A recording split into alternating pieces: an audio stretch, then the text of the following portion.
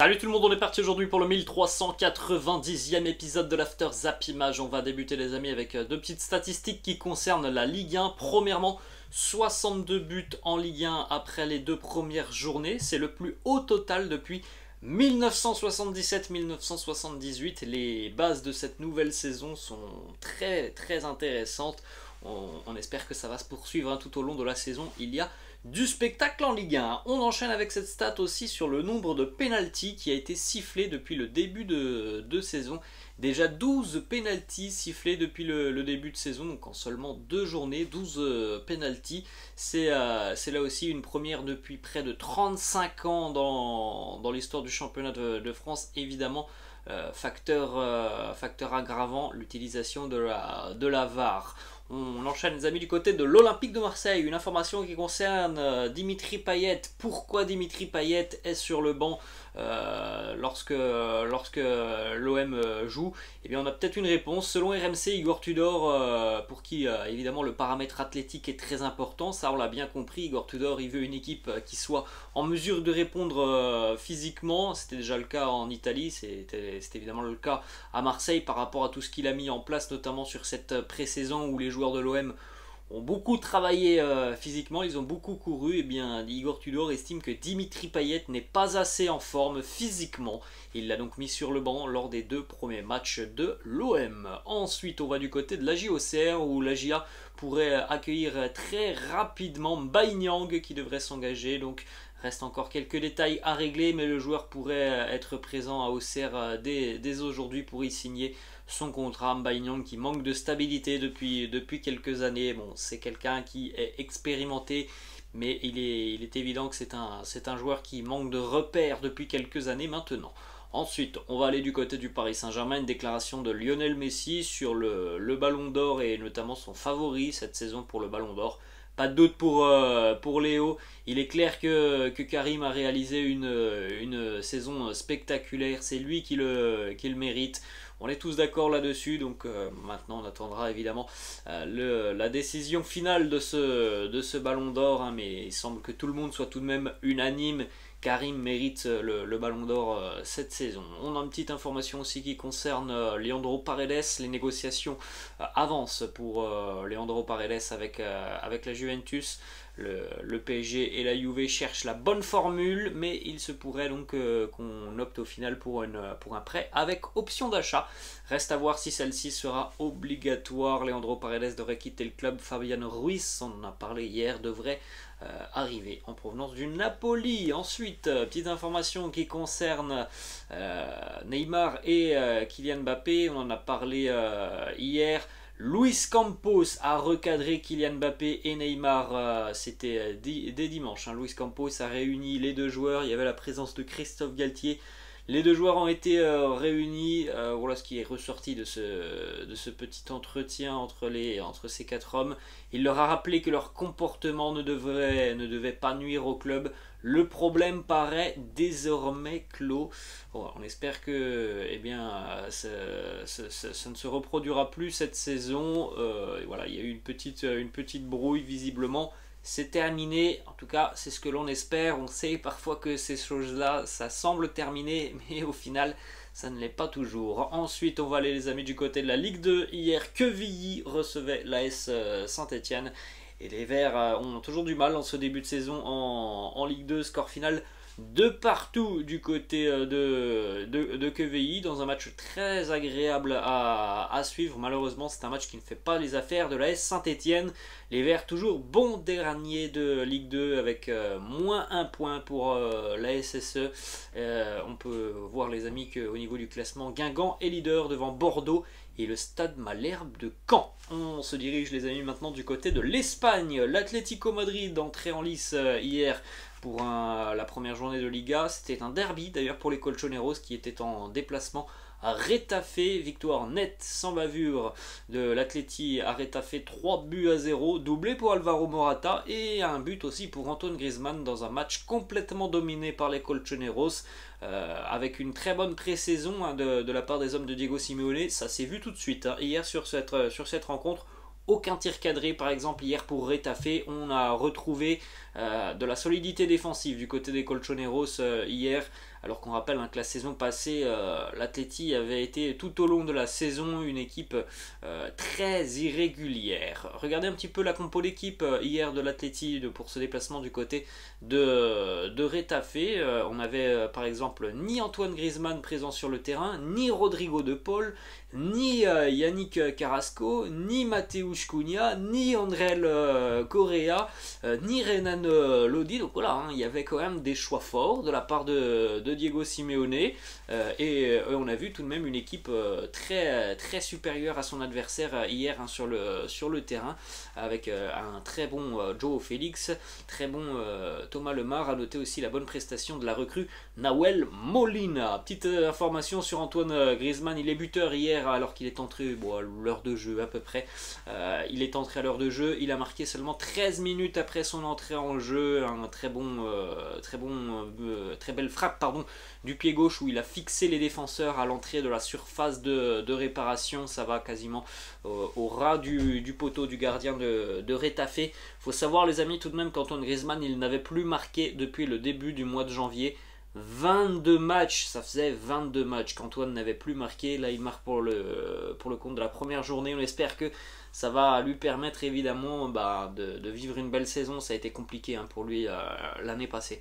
Ensuite on enchaîne aussi les amis avec les stats de João Félix. Hier on l'a dit, il a été exceptionnel João Félix. 3 passes décisives tout simplement pour le joueur portugais. Il est impliqué sur les 3 buts de l'Atleti et il a délivré 3 passes D. Magnifique performance pour João Félix. Petite déclat de Diego Simeone sur João Félix. Il nous dit: il continue de grandir, il est mature, il a pris de la masse musculaire. J'espère qu'il continuera de grandir car il est dans un grand moment de sa carrière. On a évidemment beaucoup misé sur João Félix. Hein. L'Atleti est allé le chercher pour plus de 100 millions d'euros.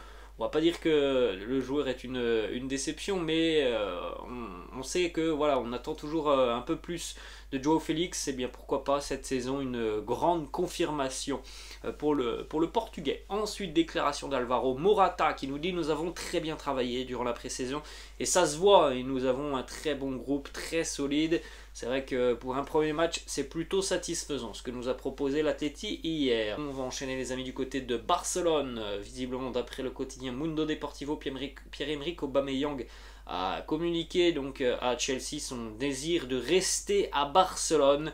Voilà, pour les Blues de Chelsea et Thomas Tuchel qui sont très intéressés, ça sera compliqué. Hein. Là, on a bien compris normalement que Xavi ne veut pas perdre et Memphis et Pierre-Emerick Aubameyang. Ensuite, on a une information qui concerne aussi le Barça dans le secteur défensif, les Catalans qui ont fait une shortlist en ce qui concerne le poste de latéral droit et Thomas Meunier fait partie de cette shortlist. Le Barça pourrait proposer 10 millions d'euros au Borussia Dortmund. Le joueur lui est plus coquet à l'idée de rejoindre le FC Barcelone, mais visiblement Dortmund lui veut au moins 15 millions d'euros. On poursuit les amis avec une information qui concerne Samuel Umtiti. Plusieurs clubs ont fait une requête auprès du FC Barcelone. C'est de réaliser des tests physiques en ce qui concerne Samuel Umtiti. Le Barça a refusé, le joueur aussi, considérant que c'est un manque de respect. Selon le quotidien Sport, Umtiti est prêt physiquement.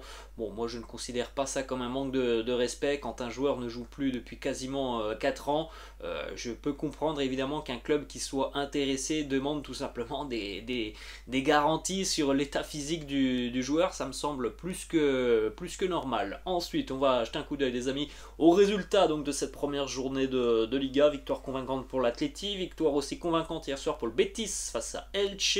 Le Real s'est imposé du côté d'Almeria de Buzyn, victoire aussi pour Valence, le Valence de Gennaro Gattuso, 1-0 face à Riron. Le Barça tenu en échec par le Rayo Vallecano et Séville qui avait chuté vendredi en ouverture de cette première journée de Liga. Direction l'Angleterre, Leicester demande encore plus que les 95 millions d'euros pour laisser partir Wesley Fofana. Donc bon là ça devient quand même un prix démentiel hein, pour Wesley Fofana. Le joueur, lui, souhaite toujours rejoindre les Blues de Chelsea. Il ne comprend pas pourquoi Leicester demande autant. Donc bon, c'est tout de même difficile d'imaginer que Chelsea va aller poser plus de 100 millions d'euros pour Wesley Fofana. Là, ça devient quand même irréel hein, ce que demande Leicester. Ensuite, on continue avec une autre information. On en avait parlé hier. N'Golo Kanté malheureusement touché ce week-end face à Tottenham. Le Français est blessé au niveau des ischio-jambiers de la cuisse droite. Absence d'un mois pour N'Golo Kanté. L'histoire se répète hein, pour le milieu de terrain français. Ça fait quasiment 2 ans maintenant qu'il a régulièrement de sérieux pépins physiques qui malheureusement l'écartent des terrains pendant souvent de longues périodes. Ensuite, direction Manchester City, selon le quotidien The Athletic, les Citizens ne retiennent pas Bernardo Silva. En revanche, City demande 100 millions d'euros pour l'équipe qui peut être intéressée, à savoir le Barça. Bon, pas sûr que là le Barça puisse aller jusqu'à 100 millions d'euros pour Bernardo Silva. Ensuite, on va aller les amis du côté d'Aston Villa. Très mauvaise nouvelle pour les Villains. Diego Carlos, le défenseur brésilien qui est arrivé il y a 1 mois et demi du côté d'Aston Villa, s'est rompu le tendon d'Achille le week-end dernier face à Everton. Il va être opéré et il sera absent des terrains pendant au moins 6 mois. Évidemment pas de Coupe du Monde pour Diego Carlos et bon voilà une première saison qui va être terriblement cruelle pour lui du côté de la Première Ligue. Il sera de retour, pourquoi pas en 2023, peut-être février, peut-être au mois de mars. Ensuite, direction Manchester United, les amis, avec une information qui concerne Cristiano Ronaldo. Eric Ten Hag aurait changé d'avis en ce qui concerne CR7. Le coach de Manchester semble désormais prêt à laisser partir l'attaquant portugais seulement si et le club lui trouve un remplaçant cet été. On sait que Manchester travaille activement sur la piste de l'arrivée d'un attaquant. Bon, c'est pas une situation qui est durable hein, du côté de Manchester United d'avoir un joueur qui ne veut pas être là. C'est contre-productif, ça ne sert à rien d'obliger, de forcer Cristiano à être là. Il ne veut plus être à Manchester. Ensuite, on va aller les amis du côté de Chelsea. Cette image, c'était dimanche en conférence de presse après l'altercation entre Thomas Tuchel et Antonio Conte. Rien que de voir cette image, ça me fait sourire. Regardez un petit peu Thomas Tuchel en conférence de presse, tout sourire. Il montre les muscles et c'était assez sympa. Ensuite, direction les amis, cette fois-ci Anfield, où Liverpool a été tenu en échec hier par Crystal Palace. Score final 1-1. Ouverture du score de Wilfried Zaha sur le premier tir de Palace hier, alors que les Reds en étaient déjà à 11 tirs sans trouver le chemin des filets. Égalisation sur un bijou de Luis Diaz en seconde mi-temps. Il s'est joué de 4 ou 5 joueurs avant d'envoyer une mine, Luis Diaz, dans le but hier de Guaita. Regardez un petit peu le début de saison compliqué des Reds, match nul face à Fulham, match nul face à Crystal Palace, déjà 4 points de retard par rapport à Manchester City. Quand on connaît évidemment les amis Manchester City et quand on sait que les Citizens ne perdent que très peu de points sur l'ensemble d'une saison, eh bien, ça fait déjà un petit retard assez conséquent après seulement 2 journées de Première Ligue. Regardez aussi les stats les amis de cette rencontre.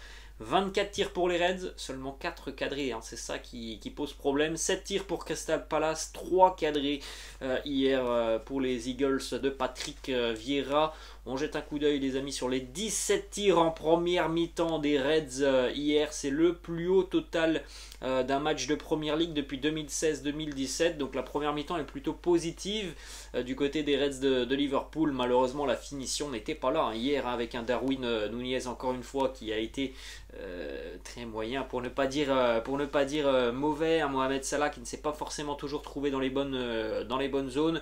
Bref, ça a été compliqué offensivement pour les Reds. Regardez quand même le seul joueur qui a été rayonnant hier du côté de Liverpool, Luis Diaz, le joueur qui a remporté le plus de duels, le plus de 1 contre 1. 1 contre 1, il a réalisé aussi beaucoup de tacles et il a gagné beaucoup de fautes sur cette rencontre. Jamais un joueur de Liverpool n'avait remporté autant de duels hier. Depuis 2017, c'était Lucas Leiva, donc très gros match pour Luis Diaz, mais malheureusement un petit peu trop esselé. Regardez aussi les stats de Darwin Nunez, on l'a dit, hein, Darwin il a raté quand même 2-3 situations hier hein, qui coûtent cher. Toujours pas très acclimaté aux Reds, aucun duel aérien remporté, aucun tir cadré hier pour Darwin sur les 5 tirs qu'il a eu. Et en plus de ça, il a pété un câble. Carton rouge pour Darwin Nunez, regardez. Ça, c'est avec l'ancien défenseur de l'OL, Joachim Andersen. Le coup de tête de Darwin Nunez après une petite provocation d'Andersen. Là, on a un joueur qui, évidemment, est très déçu de ses performances, qui réagit de la mauvaise des manières. Malheureusement, ça pénalise les Reds, même si, à contrario, les amis, les Reds ont été meilleurs à 10 contre 11 qu'à 11 contre 11. Et bien pour Darwin, ça va être une énorme suspension. Ça risque d'être 3 ou 4 matchs de suspension pour Darwin Núñez. Jürgen Klopp a réagi d'ailleurs sur ce rouge, il nous dit bien sûr que c'est rouge. Il est tout le temps provoqué, mais ce n'est pas comme ça qu'il doit se comporter. Autre déclat de Jürgen Klopp qui lui juge que c'était un bon match de la part des Reds hier. Bon, ça a manqué tout de même d'un milieu de terrain technique. On a tout de suite ressenti l'absence de Thiago, ça se voit tout de suite. Klopp qui nous dit c'était une bonne performance de notre part. On a été assez malchanceux dans certaines situations.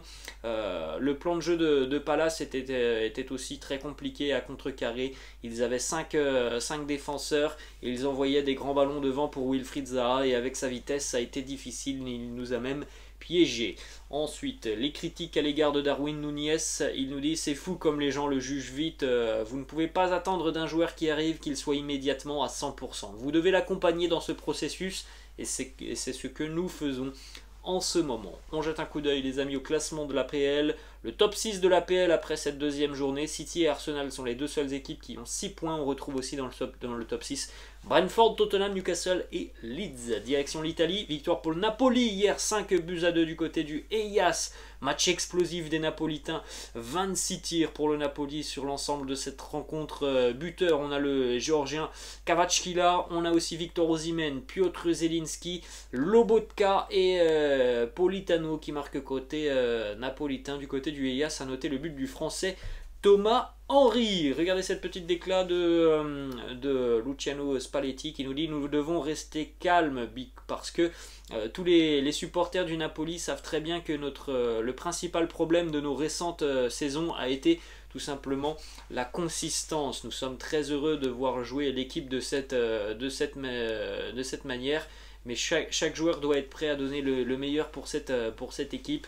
C'est vrai que pour un premier match, le Napoli a été explosif hier du côté du Hellas. Malheureusement, encore une fois, les supporters du Hellas ont fait honneur à leur réputation. Des insultes racistes ont été entendues à l'encontre de Victor Osimhen qui a marqué, qui a fait cette petite célébration qui a évidemment rendu fou le Stadio Marcantonio Bentegodi de Vérone. Donc bon, bah, voilà, c'est régulièrement le cas du côté du Hellas. Il y a des supporters qui sont tout simplement racistes et il faut le dire, il ne faut pas se cacher, le Hellas est un club qui pose problème, en tout cas pas le Hellas mais ses supporters souvent font parler d'eux et malheureusement ils font parler d'eux dans la mauvaise image. On va terminer les amis avec le résultat de la Juventus qui s'impose 3-0 face à Sassuolo avec un but pour André Di Maria et un doublé pour Dusan Vlahovic. A noter que André Di Maria a aussi délivré une passe décisive pour Vlahovic. Petit pépin physique tout de même pour Di Maria qui est sorti en seconde mi-temps. Bon, on espère que c'est pas trop grave pour André Di Maria. La Juve a dominé cette rencontre, a surtout été efficace. Mais encore une fois, Sassuolo a eu pas mal de bonnes situations. Le score de 3-0 est tout de même un peu flatteur hein, pour les Turinois face à cette équipe de Sassuolo qui a eu pas mal de situations offensives. Petite stat sur Dusan Vlahovic, depuis qu'il a rejoint la Juventus, donc depuis le début d'année 2022, Dusan Vlahovic en est à 10 buts marqués avec la Juve. Seuls 2 joueurs en Italie font mieux que lui, Lautaro Martinez et Ciro Immobile. On termine les amis avec les résultats complets de cette première journée de Serie A. Petite information tout de même assez folle puisque je crois que ça fait 80 ans que c'est pas arrivé. Les 8 équipes qui ont terminé donc aux 8 premières places de la saison l'année passée ont toutes gagné leur premier match cette saison. Voilà les amis, la fin de cette vidéo. J'espère que ça vous a plu. N'hésitez pas comme d'habitude à lâcher un petit pouce bleu. N'hésitez pas non plus à vous abonner à la chaîne les amis. Moi je vous laisse et je vous dis à la prochaine. Ciao.